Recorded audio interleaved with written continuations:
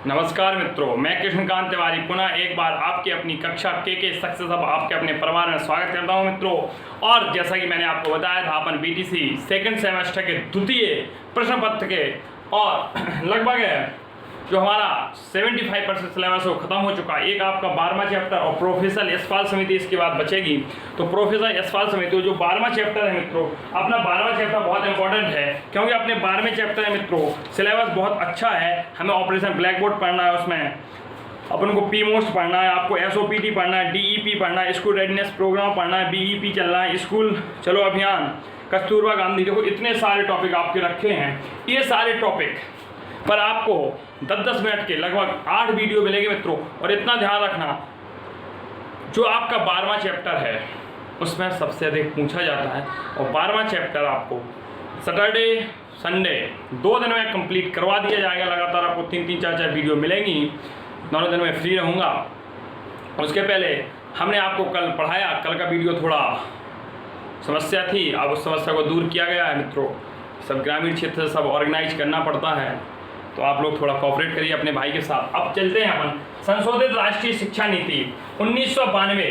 संशोधित राष्ट्रीय शिक्षा नीति 1992, जैसा कि हमारा शिक्षा नीति जो दूसरी शिक्षा एजुकेशन पॉलिसी आई थी, नेशनल एजुकेशन पॉलिसी, उसमें कहा गया था कि प्रत्येक 5 वर्ष बाद हमें हर शिक्षा नीति की समीक्षा करनी होगी। इसलिए इसको नाम दे दिया संशोधित राष्ट्रीय शिक्षा नीति 1992। 1986 की शिक्षा नीति के बाद राइट 5 साल बाद आई। इसमें क्या था, संपूर्ण भारत में शैक्षिक संरचना एक समान होनी चाहिए, इसका जो उद्देश्य था इसके बारे में बताया गया। और यह शैक्षिक संरचना 10+2+3 के आधार पर होनी चाहिए। और इस शिक्षा नीति में कहा गया इसे सभी राज्य अपने अपने यहाँ लागू करें। अगर प्रश्न बन जाए कि यह शिक्षा नीति क्यों आई, तो यह शिक्षा नीति 1986 की शिक्षा नीति की समीक्षा करने के लिए आई। और समीक्षा करके इसने क्या कहा, इसने कहा कि 10+2+3 के आधार पर होनी चाहिए। अगला कहा शिक्षा की प्रणाली राष्ट्रीय पाठ्यक्रम संरचना पर आधारित होनी चाहिए। जो शिक्षा की प्रणाली हो हमारी राष्ट्रीय पाठ्यक्रम संरचना के आधार पर ही होनी चाहिए। अगला इसमें कहा है कि 14 वर्ष की अवस्था के बालकों का नामांकन एवं ठहराव हो, मतलब जो 14 वर्ष के बालक है उनका कक्षा में ठहराव होना चाहिए। और शिक्षा के स्तरों में गुणात्मक सुधार लाना चाहिए ताकि शिक्षा का स्तर और ऊंचा बढ़ सके। अगला है मित्रों उद्देश्य। इसके उद्देश्य क्या है, इसमें पहला उद्देश्य शिक्षा नीति का था कि शिक्षा का व्यवसायीकरण करना एवं इस संदर्भ में माध्यमिक शिक्षा स्तर के पाठ्यक्रम में व्यवसायीकरण पर विशेष बल देना। इनके कहने का तात्पर्य कि शिक्षा को हम व्यवसाय से जोड़ दें और इस व्यवसाय को माध्यमिक शिक्षा क्लास 9 से ही जोड़ दें ताकि बच्चा हमारा व्यवसाय की ओर व्यवसायीकरण का बढ़ावा मिल सके। पहला मेन उद्देश्य था। दूसरा उद्देश्य इस शिक्षा नीति में क्या था कि आधुनिक युग में विभिन्न वैज्ञानिक एवं प्रवृत्तिकारी परिवर्तन हुए हैं, इनमें जनशक्ति को जागृत करें एवं उनके उपयोग के लिए शिक्षा के विभिन्न स्तरों पर छात्रों की उनकी जानकारी प्रदान करना। यहाँ से आपका आज तक एक ही प्रश्न बना है मित्रों। प्रश्न बना है संशोधित राष्ट्रीय शिक्षा नीति किस सन में आई थी, 1992 में आई थी। और दूसरा प्रोग्राम ऑफ एक्शन किसे कहते हैं, तो प्रोग्राम ऑफ एक्शन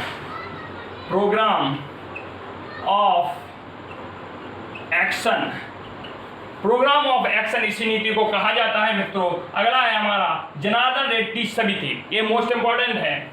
यहाँ से एक क्वेश्चन बना था संशोधित राष्ट्रीय शिक्षा नीति पे पहले बात करते फिर जनार्दन रेड्डी समिति की बात करेंगे। यहाँ से एक क्वेश्चन बना था संशोधित राष्ट्रीय शिक्षा नीति क्यों आई, तो संशोधित राष्ट्रीय शिक्षा नीति 1986 की शिक्षा नीति का अवलोकन समीक्षा करने के लिए आई। प्रोग्राम ऑफ एक्शन POA किसे कहा जाता है, तो संशोधित राष्ट्रीय शिक्षा नीति 1992 को प्रोग्राम ऑफ एक्शन कहा जाता है। अगला जनार्दन रेड्डी समिति 1992, यह जनार्दन रेड्डी रखा है क्योंकि यह है आंध्र प्रदेश के मुख्यमंत्री जनार्दन रेड्डी महोदय की अध्यक्षता में हुई थी। और जनार्दन रेड्डी कौन थे, पहला प्रश्न बन सकता है, तो आंध्र प्रदेश के मुख्यमंत्री जनार्दन रेड्डी की अध्यक्षता में यह समिति पुनर्निरीक्षण समिति का गठन किया गया। यह भी हमारी 1986 शिक्षा नीति की समग्र अवलोकन करने के लिए आई थी, जिससे राष्ट्रीय शिक्षा नीति की क्या की जा सके, समीक्षा की जा सके।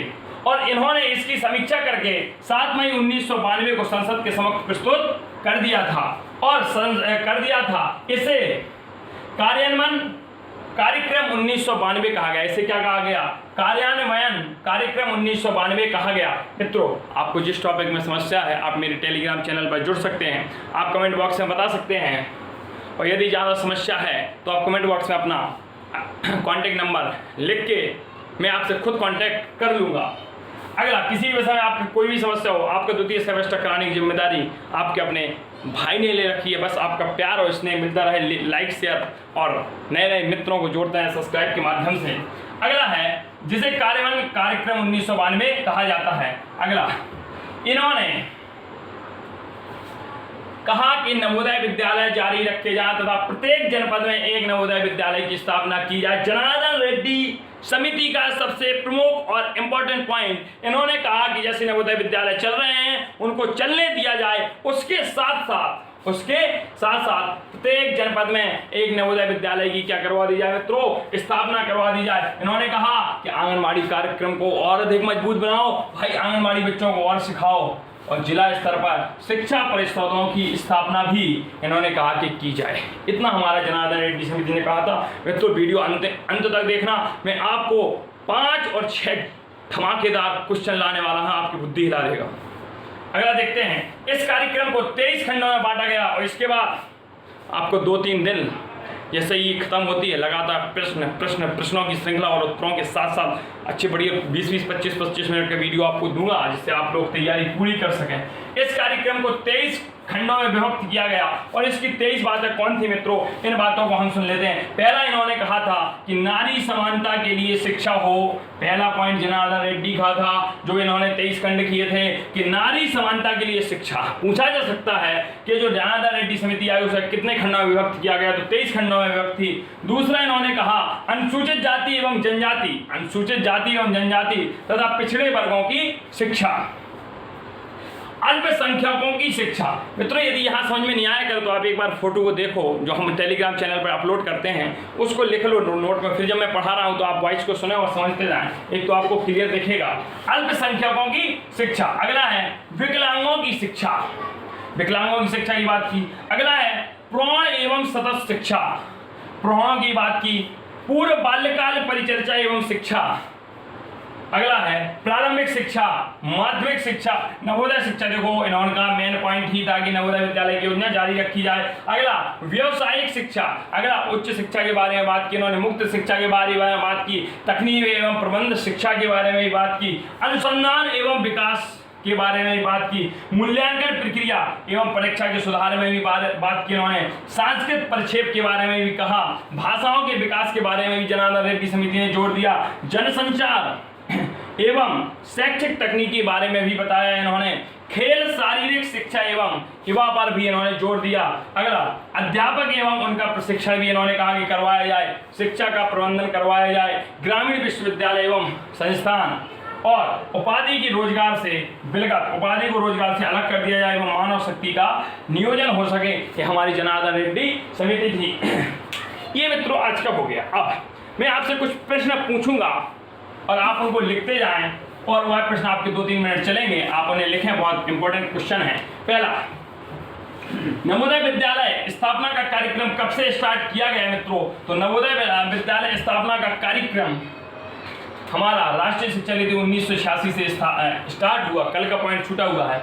डाइट की स्थापना की बात कब की गई, district institute education training centre की जो बात की गई, जिला शिक्षा एवं प्रशिक्षण संस्थान जिला शिक्षा 1986 की शिक्षा नीति में बात की गई। अगला प्रश्न मित्रों यहाँ से बनेगा, यहाँ से क्या हम आपसे पूछते हैं, स्वतंत्रता के समय देश में कितने % जनसंख्या साक्षर थी। यह प्रश्न बीटीसी में 2 बार पूछा गया है हमारा।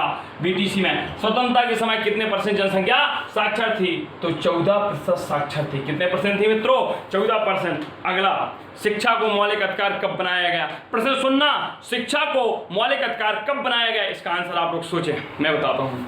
1 अप्रैल 2010 को, 1 अप्रैल 2010 को शिक्षा को मौलिक अधिकार बनाया गया है मित्रों। अगला, शिक्षा को समवर्ती सूची में कब शामिल किया गया। ये वो प्रश्न है जो आपकी बीटीसी में 1-2 बार पूछे गए हैं। समवर्ती सूची में कब शामिल किया गया, तो 1976 में इसको समवर्ती सूची में डाल दिया गया। अगला, पाश्चात्य विवाद। ये आप लोगों से जो मित्र मेरे पूरे वीडियो देखे हैं वो ये प्रश्न का आंसर कमेंट बॉक्स में देंगे। यदि आप अपने भाई के लिए कुछ करें हैं, मुझे लगता है कि यदि आप भाई की मेहनत को डेली देख रहे हैं अपने, तो आप इसका आंसर दें। पाश्चात्य हमने पूछा, प्राच्य पाश्चात्य विवाद की शुरुआत कहाँ से हुई, ठीक है।